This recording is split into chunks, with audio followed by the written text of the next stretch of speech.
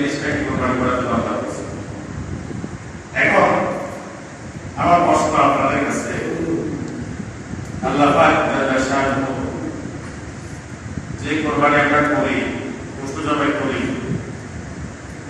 আল্লাহকে আমাদের এই পশু থেকে কোন ধরনের গোশত, হাড্ডি, রক্ত, পশম, চামড়া কিছুই কি আল্লাহ গ্রহণ করেন? কিছুই কি আল্লাহ নেন? না সবগুলো আমরাই ভোগ করি? কথা বলেন, কিছু কি আল্লাহ নেই? কিছুই নেই না, সবকিছু আমরাই ভোগ করি। তো সবকিছু তো আমরাই ভোগ করি, আমরাই খাই, আল্লাহ পাক আমাদেরকে এই আদেশ কেন দিলেন? আমার প্রশ্ন হচ্ছে, পশু আমরাই জবাই করি, আমরাই খাই, তো এটা আল্লাহ কি লাভ? আল্লাহ আমাদেরকে কেন আদেশ দিলেন যে তোমরা কোরবানি করো?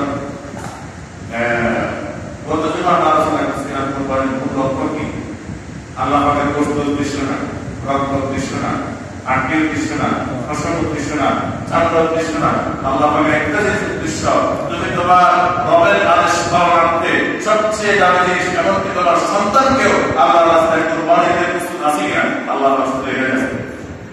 এই কোরবানির ইতিহাস বলছে নবী ইব্রাহিম আলাইহিস সালাম তার প্রাণের চেয়ে অধিক সবচেয়ে প্রিয় বস্তু নবী ইসমাঈল আলাইহিস সালামকে আল্লাহ আদেশ দিয়েছেন স্বপ্নে যোগে সরাসরি না, যে তুমি তোমার সন্তানকে জবাই করো।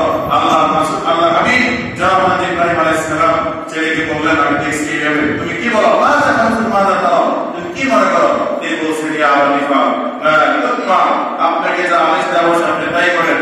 সাতাজিদুনি ইনশাআল্লাহু মিনাস সাবিরিন, আমি আপনাকে কথা দিচ্ছি আপনি আমাকে একজন ধৈর্যশীল, একজন পরাকাষ্ঠ ধৈর্যশীলের মধ্যে আপনি আমাকে পাবেন। পানের চেয়ে অধিক প্রিয় ছিল নবী ইসমাঈল। দীর্ঘ 86 বছর কোন সন্তান নাই, পানের চেয়ে অধিক সন্তানকে কিন্তু আল্লাহ পালনার্থে, আমার আদেশ পালনার্থে আল্লাহ রাস্তায় কোরবানি করেছেন। কোরবানির জন্য প্রস্তুত হয়েছে নবী ইসমাঈল, সেই শানিত চরিত্র নিজেকে সঁপে দিয়েছেন।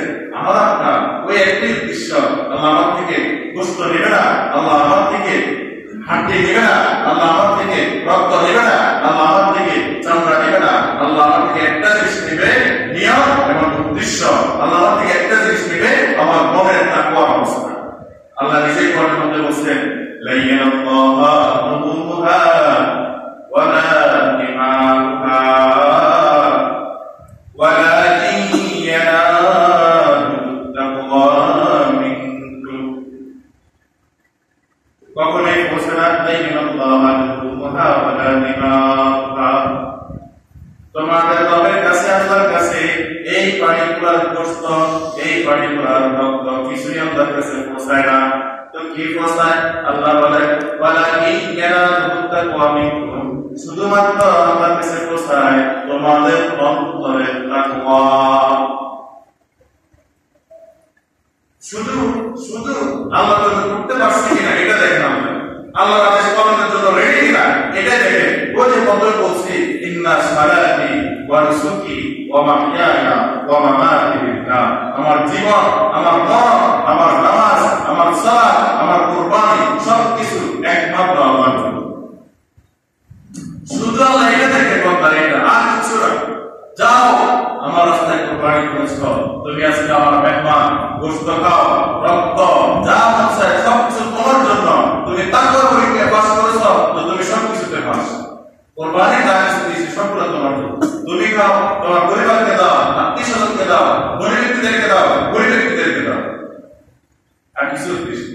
এই জন্য আমি ঈদের দিন রোজা রাখা হারাম। মাসালা জানেন ঈদের দিন কেন হারাম? ঈদের দিন রোজা রাখা হারাম কেন? সেদিন আপনি আল্লাহর মেহমান, আল্লাহ আপনাকে আমন্ত্রণ করেছে, আমার রাস্তায় কুরবানি করেছো, তুমি আমার মেহমান, যাও তুমি বক্ষণ করো, তুমি খাও। আজকে তোমার জন্য রোজা রাখা হারাম, যত তোমরা বিশ্বাস হও তোমার জন্য আজকে রোজা রাখা যাবে না। তুমি আজকে আমার রোজা রাখতে যাবে না।